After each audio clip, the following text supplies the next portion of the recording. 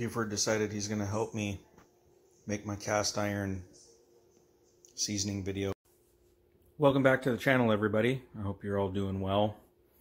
So we're going to have a departure from car info because of my post on Instagram. We're actually going to do how to season a cast iron skillet. I've noticed that most car guys seem to be food guys as well. And for those of you that think you need artificial non-stick pans and don't know how to do this, how grandma used to do this, we're going to talk about cast iron. Cast iron is the original non-stick pan. The way you do this is actually pretty simple. This pan's already seasoned. We're going to pretend that it's dirty. What you would do is no soap.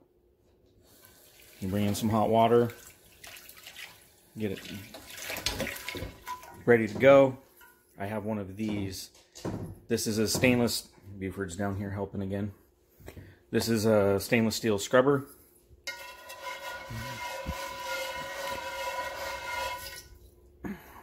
You do that till all food debris is gone, and then drain the water.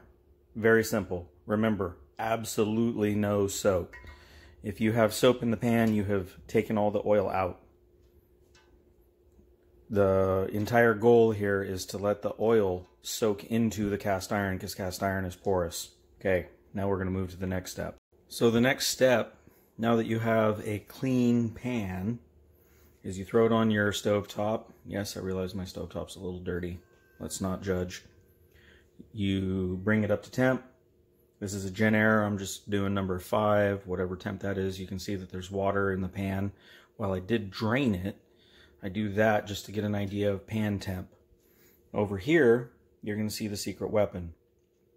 This is bacon grease that has gone through a coffee filter and filled just a standard pint jar.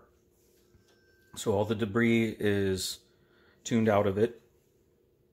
When you look at the spoon, this is what you're going to see. Basically, rendered pig fat, lard. It works good.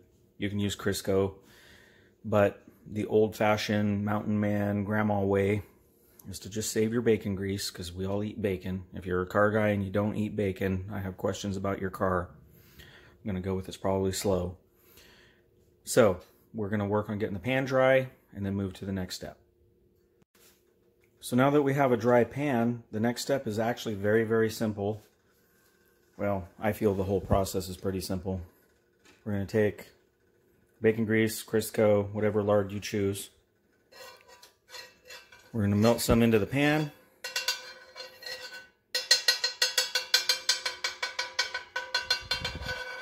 You can kind of see how I'm doing that. Realistically, I'm getting, I don't know, this is a 10-inch pan, probably a 5-inch diameter spot. I'm turning the heat off.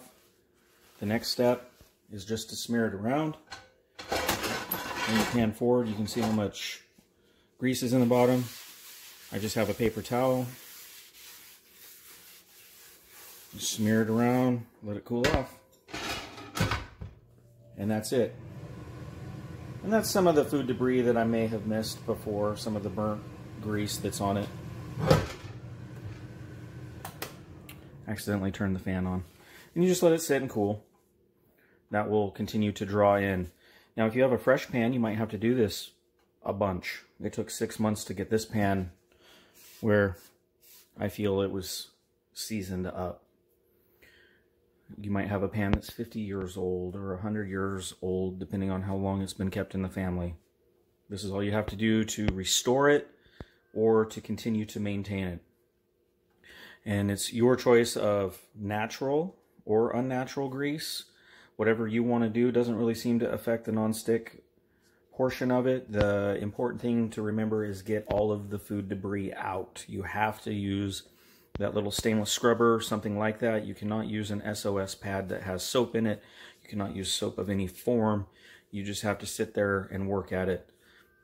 Somebody asked me about sandpaper. I think technically you could probably use sandpaper if it was really bad, but figure on you're going to have to completely re-season the pan. This one isn't a good example as far as what it looks like when you have an unseasoned pan, but you will get quote-unquote dry spots. They'll actually be kind of whitish like this, where you can see that it just hasn't drawn in. Doesn't mean that you need to go back over it. Just repeated seasoning, repeated retreatment, basically every time you cook, it'll eventually season up and look like this. Once that dries, it's going to kind of get a dull sheen to it, like my tortilla skillet. You can kind of see the difference there between the two. This is a seasoned pan that has sat. But that's basically cast iron in, what, 10 minutes? How to do it. It's very easy. I like it just because it's old-fashioned. Kind of reminds me of how my grandma used to do it. So it's something that you can continue to carry that legacy if it was something from your family, something you can teach your kids, something for camping. Lots and lots of purposes with cast iron. Anyway, hope you enjoyed the video. We'll resume car stuff coming up this week. We're going to have Texas 2K, so we're going to have live updates, or at least updates from the track. I'm going to try to do at least 3 a day. I know I said 4, but it's probably going to be 3. Anyway, hope everybody's doing well. Take care, guys.